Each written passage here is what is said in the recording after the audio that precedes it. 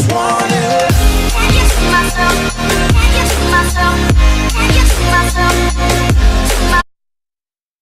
In the beginning, there was darkness, and then, bang, giving birth to an endless expanding existence of time, space, and matter.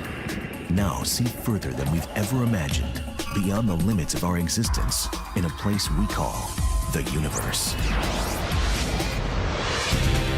Are there planets beyond our solar system? It's a question few had dared to probe. The origin of hunting for planets started really from the lunatic fringe of science.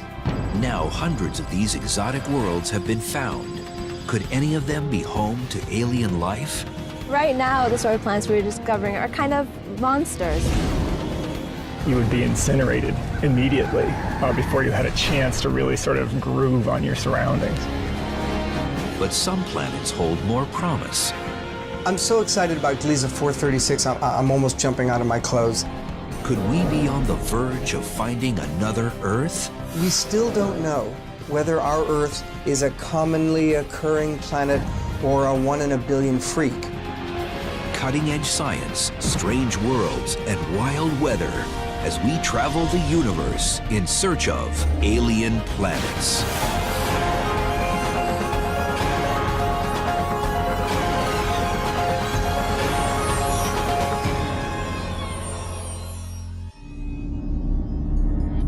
Lurking in the constellation Pegasus, 50 light years from Earth, is a monstrous planet. A superheated gas giant almost as massive as Jupiter, whipping around its star in a little over 4 days.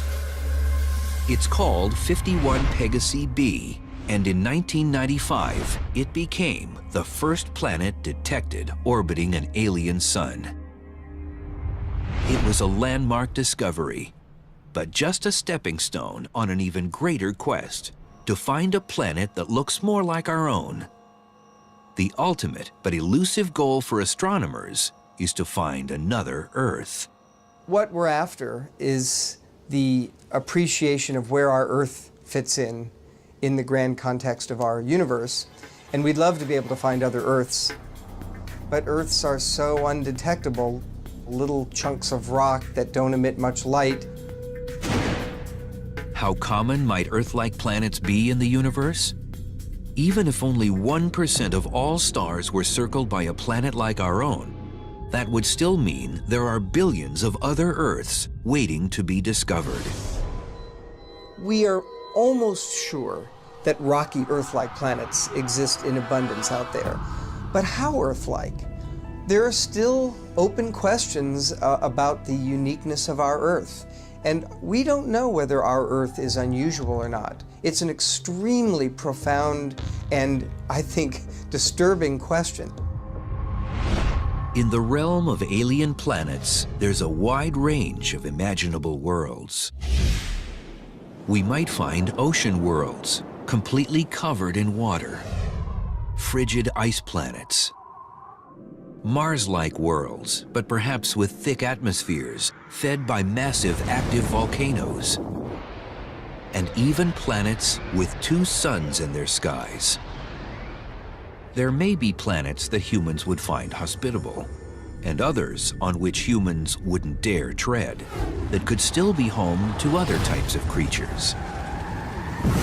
Perhaps the major lesson we've learned so far from looking for planets around other stars is that nature can make a lot more planets than we can dream of.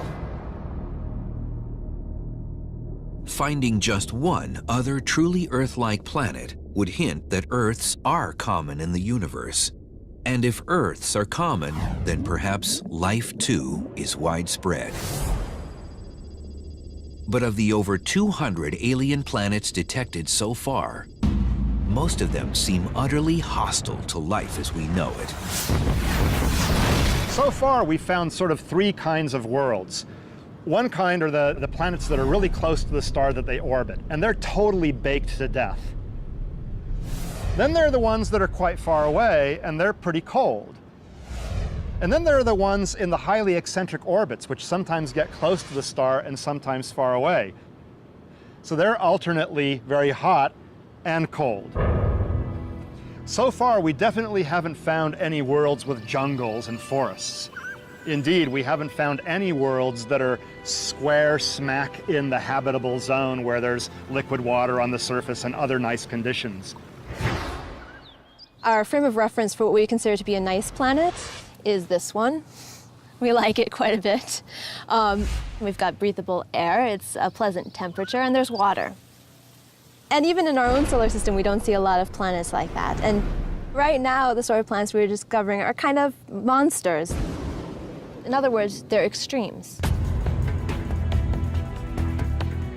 So is the Earth, with its rocky surface, oceans, and abundant life, just a planetary wonder with no close kin in the cosmos? The early discoveries of alien planets have yet to answer that question, but they have brought legitimacy to what once seemed like a futile quest.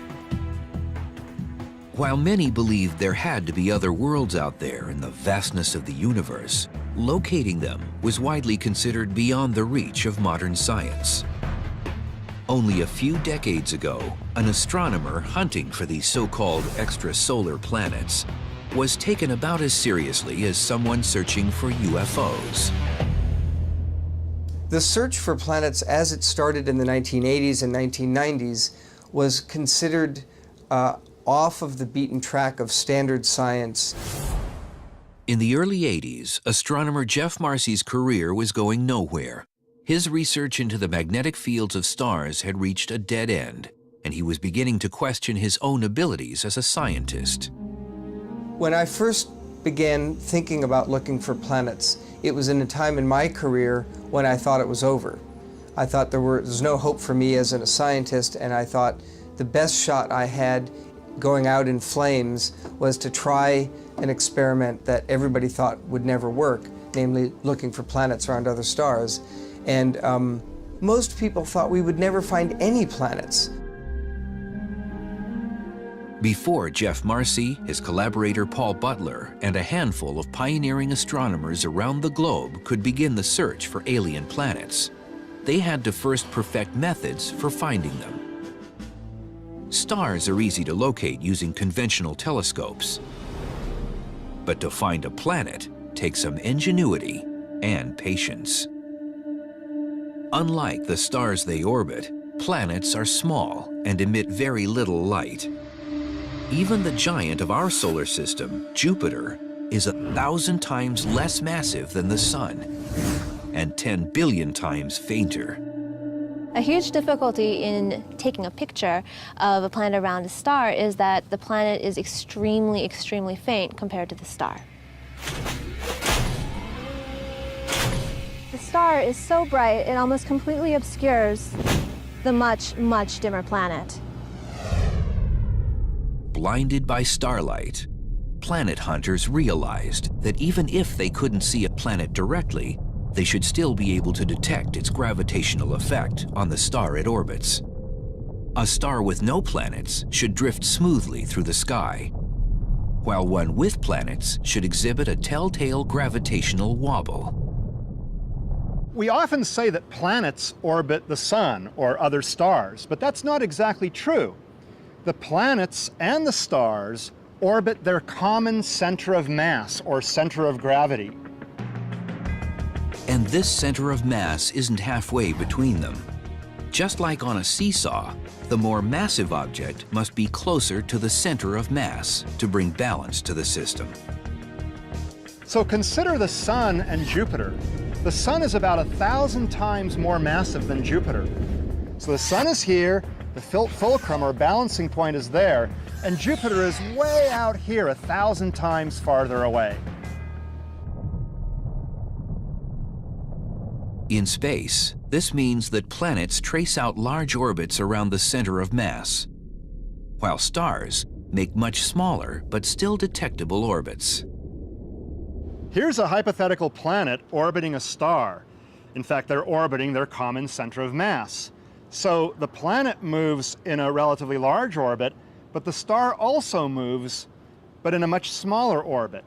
So the star moves only a little bit, and the planet moves a lot. I have a somewhat unusual hobby for an astronomer. I'm a belly dancer and fire performer. But it turns out that spinning fire is a great way of simulating the motion of a planet. And the centripetal motion of your fire on a chain is very similar to the motion of a planet under gravity. The light on my wrist represents the star, and the spinning ball of fire around that is a planet. And as you can see, the ball of fire draws out a large circle, and my wrist is drawing out a smaller circle inside it. It's this tiny wobble of starlight that scientists use to find extrasolar planets. But even this wobble would be undetectable if it wasn't for the Doppler effect, the fact that wavelengths get shorter as the object emitting them moves toward you and longer as it moves away from you. The Doppler effect is very familiar if you've ever heard a train going by blowing its whistle. So when the train is coming toward you, you hear a high-pitched whistle. And as the train recedes into the distance away from you, you hear the pitch of the whistle get lower and lower in frequency. Just like sound waves, light waves appear to shift in frequency as the object emitting them comes toward or away from you. Light from an object moving toward you will look slightly bluer. Light from an object moving away from you will look slightly redder. When the light waves shift their wavelength toward the blue and toward the red and back toward the blue again as the star wobbles around, the shift is excruciatingly tiny. But it's that difference in the wavelength of the light waves coming at you that is what we measure, and it's what allows us to detect planets around other stars. Using this Doppler technique, Marcy and Butler spent over a decade patiently studying 120 nearby stars for any sign of a wobble. I went 11 years without finding a single planet, nothing. And no one was surprised by that. It seemed logical to everybody else that it was a fruitless, frivolous, maybe even lunatic exercise to look for planets of any sort. But then, in 1995, came the surprise announcement from Swiss astronomers Michel Mayor and Didier Queloz that they had discovered a gas giant planet circling the star 51 Pegasi. Marcy and Butler rushed up to Lick Observatory on Northern California's Mount Hamilton to aim their own telescope at the star and see if they could confirm the Swiss team's results. Yep, there it is. Looks beautiful. Paul Butler and I were shocked to see that the wobble of the star was precisely as the Swiss had said it was. And I remember driving off Mount Hamilton from Lick Observatory in complete silence, Paul Butler next to me. We knew that the first extrasolar planet had been discovered. It was a very moving, personally moving moment. Despite the monumental nature of the discovery, this, like all future extrasolar planets, wouldn't get the name of a Greek or Roman god.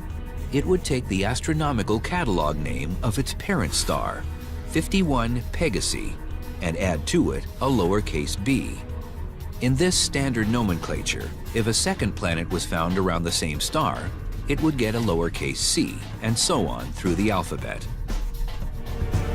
Its name was the only thing unassuming about 51 Pegasi b. The discovery shook the foundations of our understanding of planets.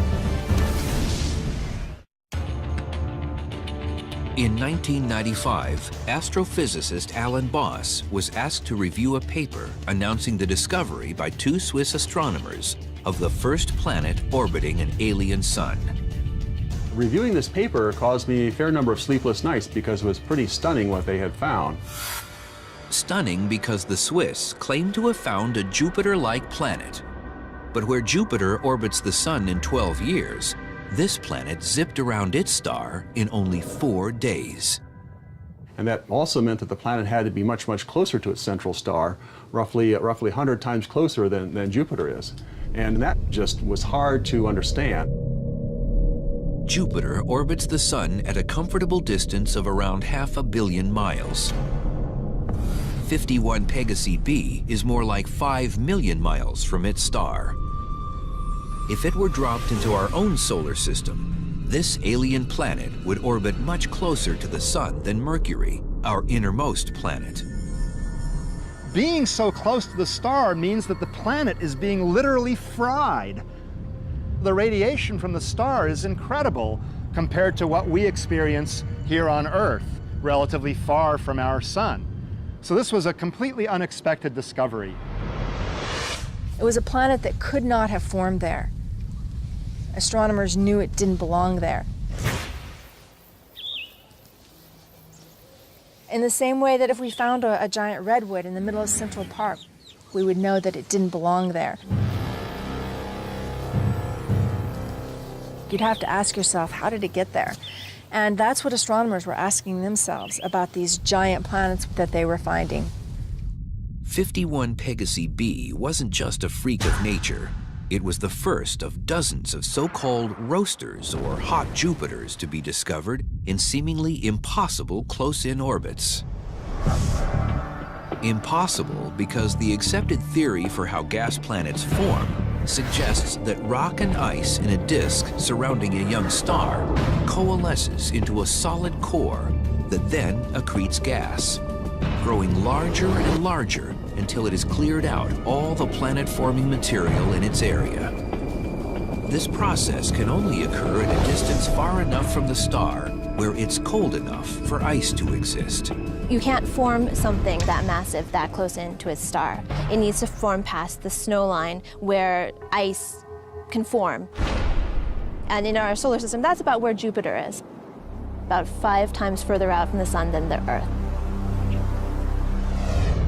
So how could a gas giant planet like 51 Pegasi b form so scorchingly close to its star? It was one of these things where I woke up in the middle of the night, and one night I said to myself, maybe what this means is that this object had to have migrated inwards from where it originally formed. We now, I think, have an understanding that planet formation is an almost chaotic process, a sort of roll of the dice, with many planetesimals, wannabe planets forming, building up, and a competition, a sort of gravitational musical chairs takes place, in which the planets compete for their own space. In this competition, some planets are flung out of the solar system, and some are tossed toward the center. It's believed some planets crash and burn on their parent star, while others survive in a close but stable orbit. These survivors are the hot Jupiters. The discovery of the hot Jupiter circling 51 Pegasi sent planet hunters Jeff Marcy and Paul Butler back to analyze the data they'd been collecting for the past decade. Their team had been looking for the expected long-term wobbles caused by a giant planet.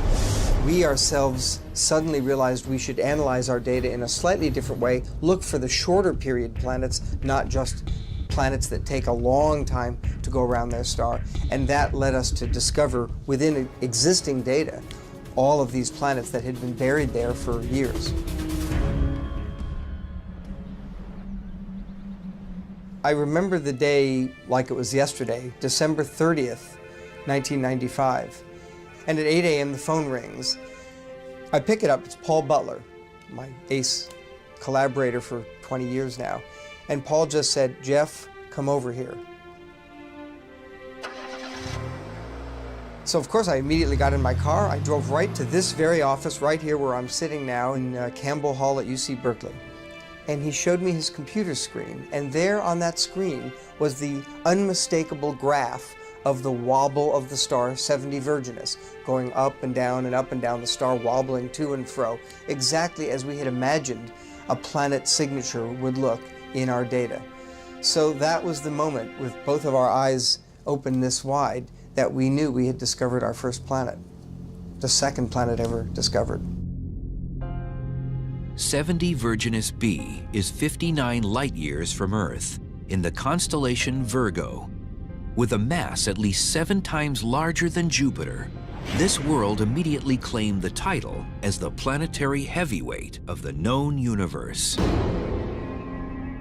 Here, right before our eyes, essentially, is a planet 7, maybe 10 times bigger than our own Jupiter, telling us immediately that, yes, nature does make planets even bigger than the largest ones we have here in the solar system.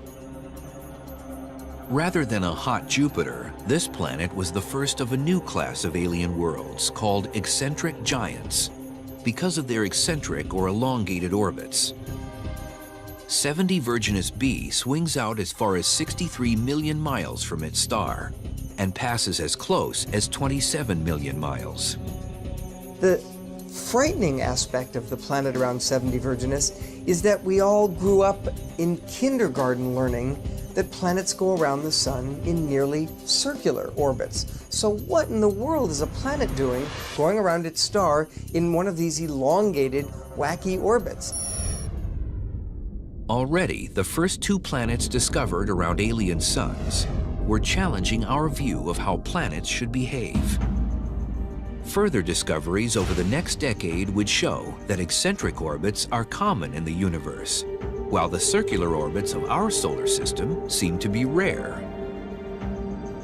It's embarrassing, frankly, when you think about how we humans imagined planets would orbit other stars, how common they would be, what properties they would have. Guess what? We imagined that those planets would look just like the planets that orbit our sun. Extraordinarily nearsighted in retrospect, and for a scientist, I find it embarrassing that I was a party to this. But in fact, what we've learned is that planets around other stars are remarkably different from the representatives we have around our sun. The planet-hunting revolution that began in the 1990s has also obliterated any notion that planets are rare in the universe. With an ever-growing catalog of alien planets, astronomers are now trying to learn all they can about the more than 200 worlds they've already discovered. The Doppler technique used by Jeff Marcy and other astronomers tells them the mass of the planet they found, but it doesn't tell them the size. To figure out just how big an alien planet is requires a bit of good luck. The orbit of the planet has to be aligned in such a way that from Earth we can see it pass directly in front of its star. This is called transiting. By measuring how much the starlight dims during this transit, astronomers can actually determine the size of the planet. In the fall of 2007, astronomers were watching when a hot Jupiter called Trace 4 transited its star. The planet was about the same mass as Jupiter and therefore should have been roughly the same size. But astronomers were in for a surprise. Trace 4 turned out to be almost twice as big as Jupiter. It was, in fact, the largest planet ever discovered, sort of a Jupiter on steroids. Some of these extrasolar planets are really fluffy. They're really expanded in size. And we think that the reason why that's happening is because they have an internal source of heat, which is raising the pressure inside the planet and causing it to expand. That's very similar to a steam boiler on a steam train.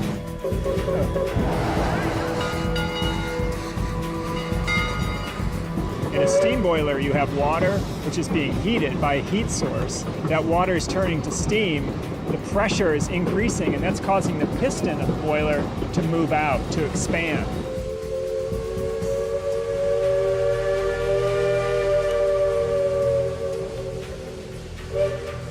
If you didn't have the gas's ability to expand, the planets wouldn't inflate, steam trains wouldn't work, we wouldn't be climbing up this mountain. While internal heating is the likely cause of the so-called fluffy Jupiters, something much stranger is happening on this alien world. In the field of extrasolar planets, it seems each new discovery creates a brand new world of scientific intrigue.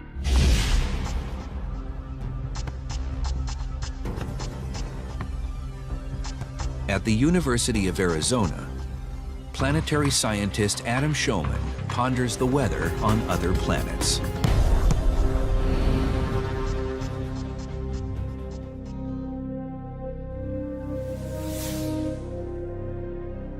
Recently, Showman helped generate the first ever forecast for a planet beyond our solar system.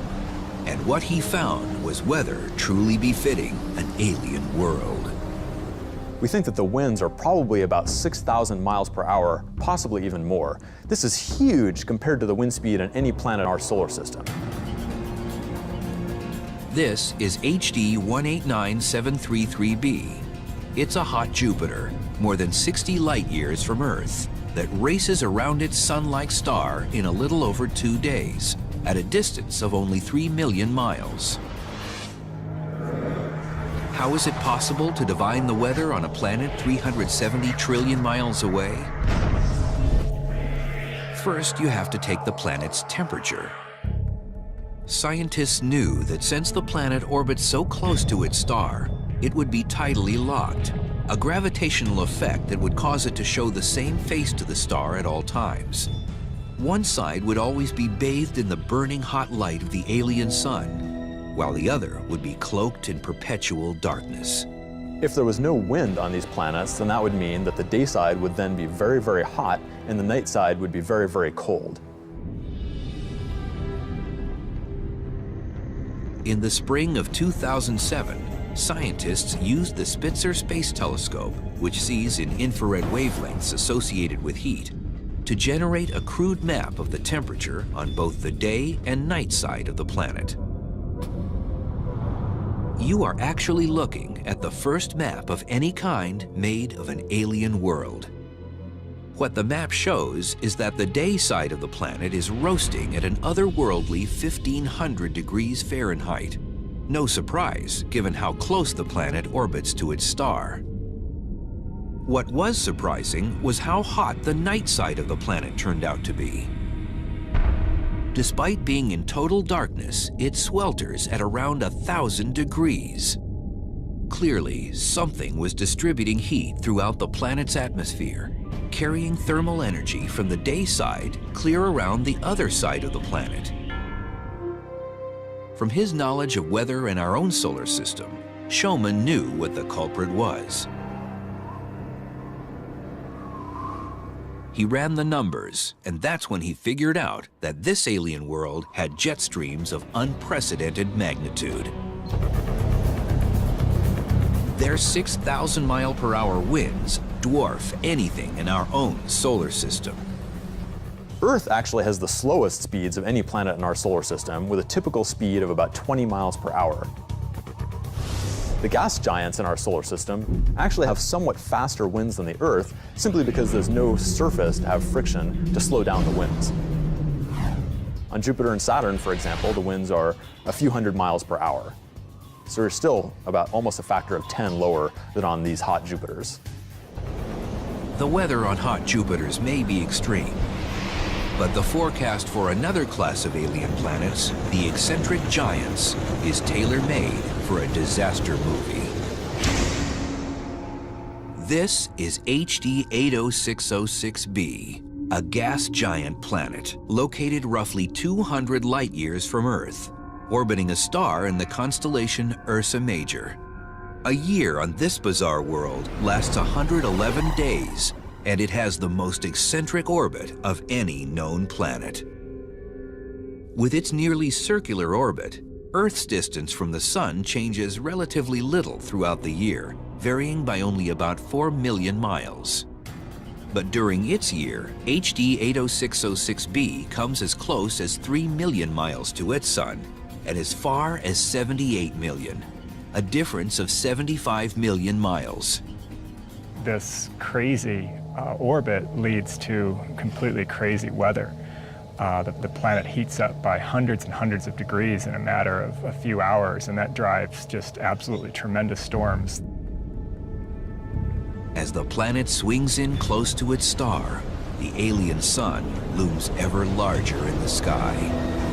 And so you get a huge amount of heating on one side of the planet. The other side of the planet is in the night. And what that does is it drives an intense storm. It's basically a shock wave around both sides of the planet that is moving roughly at the speed of a supersonic jet. This fiery hurricane rips around the planet in only 12 hours. As the shock wave slowly dies down, the superheated atmosphere churns into a giant vortex that engulfs an entire hemisphere, a sort of greater red spot. As the planet moves away from the heat of its star, the storm gradually loses energy and intensity. But on this eccentric giant, the calm never lasts for long. Every 111 days, the shockwave is reignited and the violent cycle begins anew. It's much stranger than anything that we have in our own solar system. If you were there, you would be incinerated immediately before you had a chance to really sort of groove on your surroundings.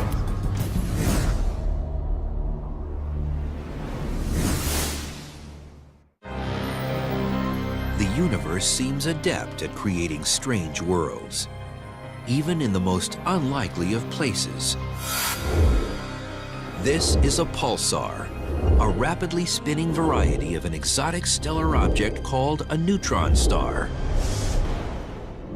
Neutron stars are the remnants left behind after a massive star explodes in a supernova.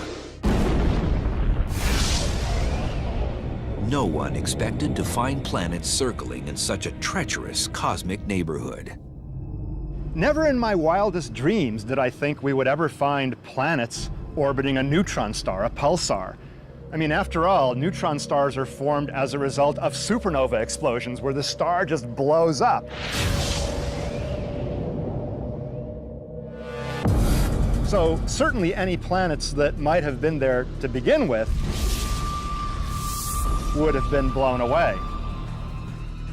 And yet, in the early 1990s, astronomers discovered two rocky planets around a pulsar 7,000 trillion miles from Earth. Their discovery, in fact, predates 51 Pegasi b, making them technically the first alien worlds ever detected. But since they orbit such strange stars, many astronomers consider pulsar planets to be in a category of their own. The pulsar planets were very interesting. They're actually very low in mass and more similar to the Earth's mass. They form an interesting exotic classification or family of planets, but it's by no means the mainstream. While most planets are believed to have formed out of the same disk of gas and dust as their parent stars, clearly these pulsar planets formed a different way. The planets that have been found must have formed after the supernova explosion.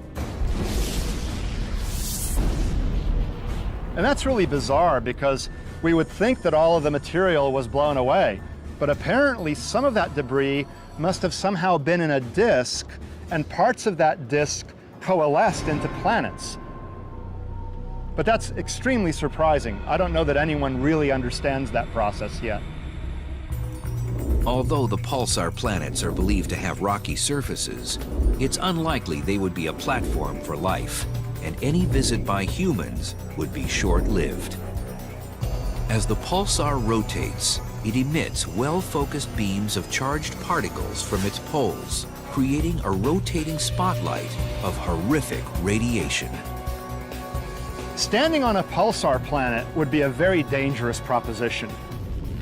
There would be high-energy radiation all around you, just an onslaught of particles and waves, and the radiation field would be so strong that it would probably destroy your living tissue, and it would certainly cause cancer and mutations very quickly, but it would probably kill you. If you were really unlucky, or lucky, I suppose, if you're going to die anyway, might as well die in a spectacular way, you would be in the beam of the pulsar. So every rotation, the beam would flash past you, and you would see this incredibly bright beacon, like a lighthouse really close to you, just flashing in your face.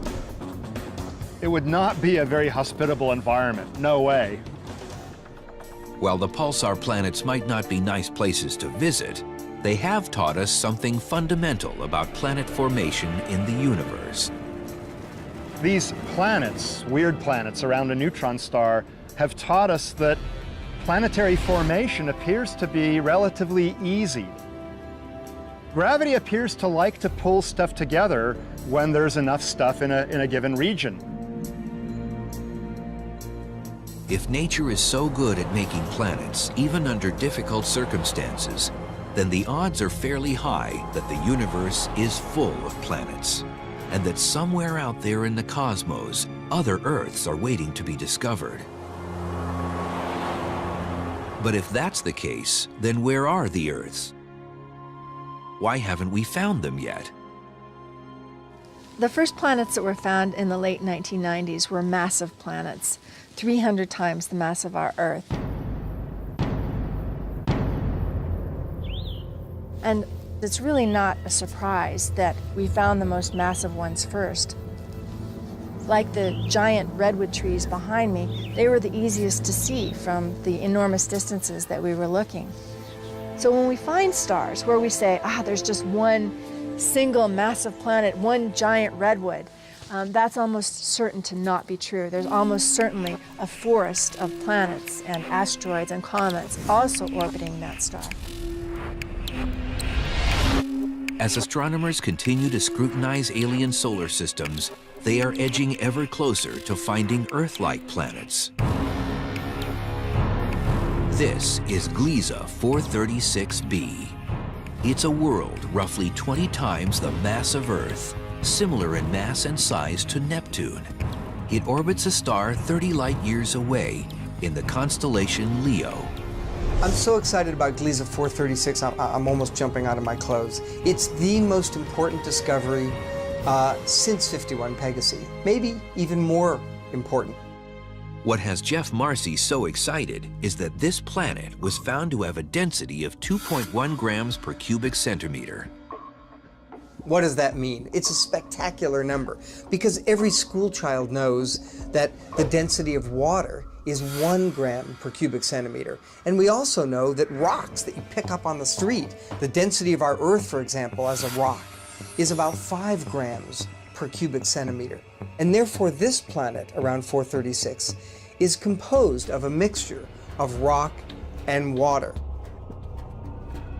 A planet made of rock and water sounds tantalizingly Earth-like, but Gliese 436b has so much water, there would be no land masses exposed at all. And you wouldn't want to take a swim in the oceans of this watery alien world. There may be a layer of liquid water on the surface, but below that, things begin to get a little weird. There's so much water that the sheer gravitational force of the water molecules pressing down toward the center will crush the water so tightly that the water molecules are almost touching each other. It's a very odd type of water. In fact, we call it ice, even though it's not cold, because the water molecules will be arranged in a structure like ice, but only due to its high pressure. Clearly, Gliese 436b isn't quite an Earth-like planet. But what about this alien world? What would make an alien planet truly Earth-like? It should be made primarily of rock, with enough water for oceans, but not so much water that the land masses are completely submerged. It would also have to be in its star's habitable zone. The typical idea for a habitable zone is the range of distances from a star where an Earth-like planet could have liquid water at its surface. The idea would be that if you took Earth and pushed it in too far, the oceans would all boil away, and that's bad for life. Or if you took the Earth and pushed it out too far, the oceans would all freeze, and that's bad for life. In our own solar system, the habitable zone ranges from Mars's orbit into as close as where Venus orbits. But the habitable zone in alien solar systems varies, depending on how hot the star is. Currently, our best hope for finding habitable Earth-like planets is to look around cool, dim stars called red dwarfs or M dwarfs. The M dwarfs themselves are very special stars. So our sun might be a 100-watt light bulb. An M dwarf is perhaps a 10-watt light bulb. And so what that means is that to stay warm enough so that you have liquid water, not ice, but still not too hot, you move the planet in much closer. And those close planets are easier for us to detect with our technique because they tug on the star more. One of these M dwarfs, called Gliese 876, has been found to have at least 3 planets orbiting it. 2 of them are gas giants, but the third, Gliese 876d, is one of the smallest planets discovered so far, at roughly 6 or 7 times the mass of the Earth. It's also just on the edge of its star's habitable zone. The planet orbits in just 1.9 days around its host star, but because the host star is so low in luminosity, it puts it on the edge of what you might imagine the habitable zone to be. There could be some region, a ring around the planet towards the back side, where the temperature is actually just right for liquid water to exist. When it was first discovered, scientists hailed this planet as the first of the super-Earths. 7 times the mass of the Earth sounds so close to the size of our Earth that you wonder whether or not it's a rocky planet, maybe with a thick atmosphere. But today, the experts are unsure whether this is a large rocky planet at all. Like Gliese 436b, it may be completely covered in an ocean of super-dense water. But to call it a super-Earth is to suggest that we've found a planet that's a close cousin of our Earth. I would now rather think of it as a distant cousin, not unrelated to our Earth, but far enough away, indeed more like Neptune in our own solar system, that has a big rocky core, but surrounded by a big envelope of water. So the race continues to discover the first truly Earth-like planet. At the University of Arizona, astronomer Laird Close is hoping to capture the first picture of an alien Earth. But to do that will take a giant leap in telescope technology. Here at the Steward Observatory Mirror Lab, in a cavernous space underneath the bleachers of the university's football stadium, engineers are working on the next generation of super telescopes.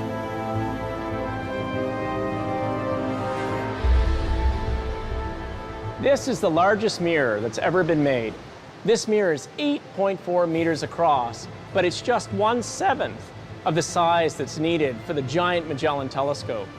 And together, when combined with 7 other mirrors like it for the giant Magellan telescope, we will be able to actually directly image extrasolar planets and maybe even Earth-like planets around alien suns. Scheduled for completion in 2016, this telescope will be able to make images up to 10 times sharper than the Hubble Space Telescope.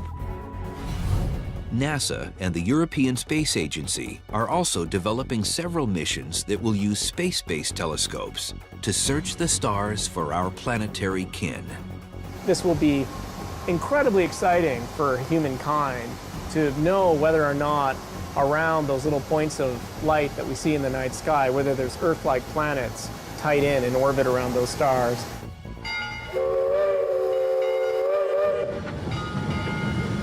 As technology improves, we're going to be able to find planets that look much more like the Earth. Planets that perhaps have life on them, and maybe even planets that have forests and steam trains.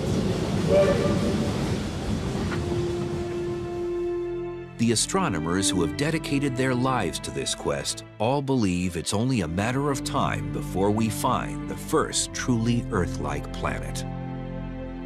The most exciting thing I can tell you is that we are now routinely commonly discovering planets that are a mere 5 or 10 times the mass of our Earth. We're not quite to the point where we're finding Earths, and that's where we really want to be. But we're finding planets that are ever so close to our home planet.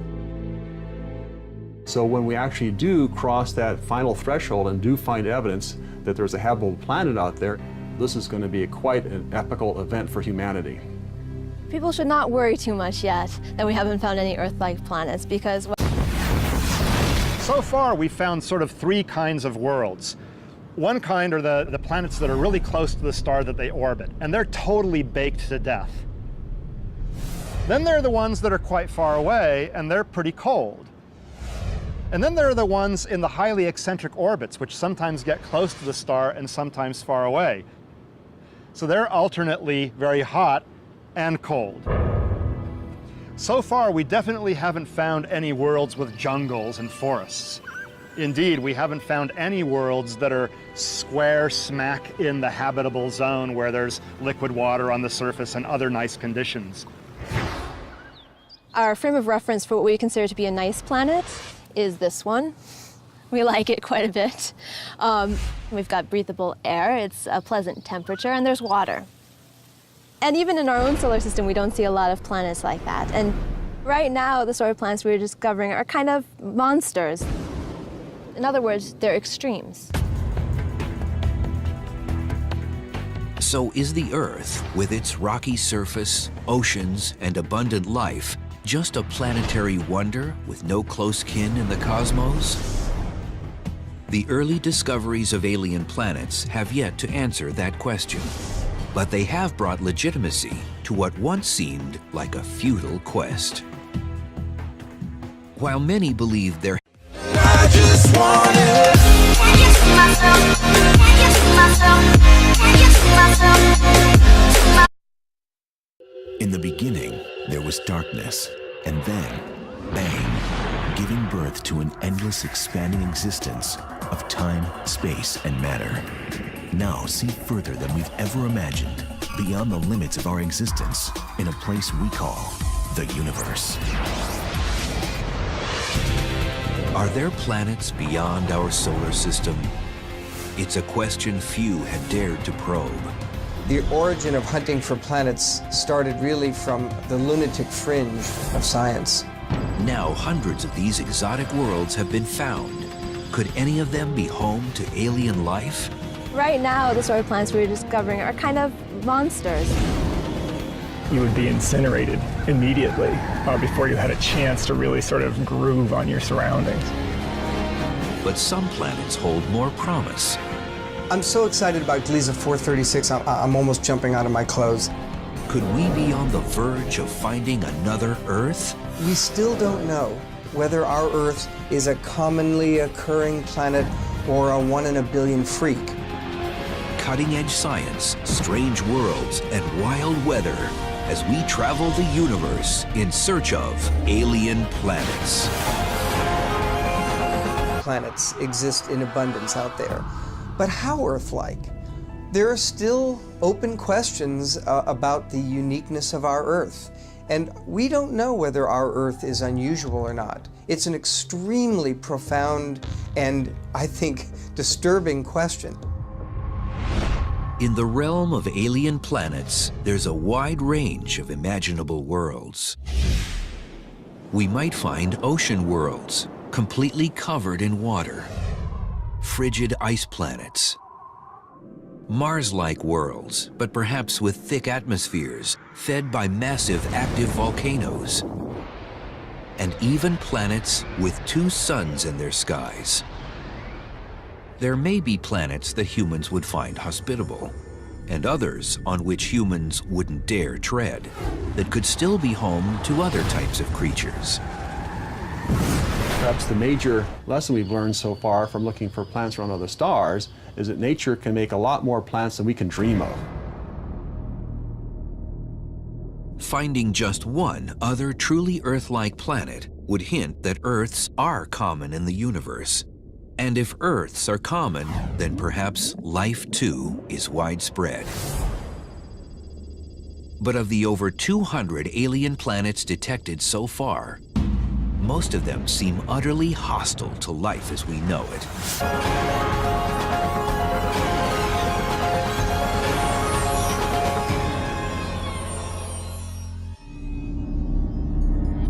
Lurking in the constellation Pegasus, 50 light-years from Earth, is a monstrous planet. A superheated gas giant almost as massive as Jupiter, whipping around its star in a little over 4 days. It's called 51 Pegasi b, and in 1995, it became the first planet detected orbiting an alien sun. It was a landmark discovery, but just a stepping stone on an even greater quest to find a planet that looks more like our own. The ultimate but elusive goal for astronomers is to find another Earth. What we're after is the appreciation of where our Earth fits in the grand context of our universe. And we'd love to be able to find other Earths. But Earths are so undetectable, little chunks of rock that don't emit much light. How common might Earth-like planets be in the universe? Even if only 1% of all stars were circled by a planet like our own, that would still mean there are billions of other Earths waiting to be discovered. We are almost sure that rocky Earth-like Had to be other worlds out there in the vastness of the universe. Locating them was widely considered beyond the reach of modern science. Only a few decades ago, an astronomer hunting for these so-called extrasolar planets was taken about as seriously as someone searching for UFOs. The search for planets as it started in the 1980s and 1990s was considered off of the beaten track of standard science. In the early 80s, astronomer Jeff Marcy's career was going nowhere. His research into the magnetic fields of stars had reached a dead end, and he was beginning to question his own abilities as a scientist. When I first began thinking about looking for planets, it was in a time in my career when I thought it was over. I thought there was no hope for me as a scientist, and I thought the best shot I had going out in flames was to try an experiment that everybody thought would never work, namely looking for planets around other stars. And most people thought we would never find any planets. Before Jeff Marcy, his collaborator Paul Butler, and a handful of pioneering astronomers around the globe could begin the search for alien planets, they had to first perfect methods for finding them. Stars are easy to locate using conventional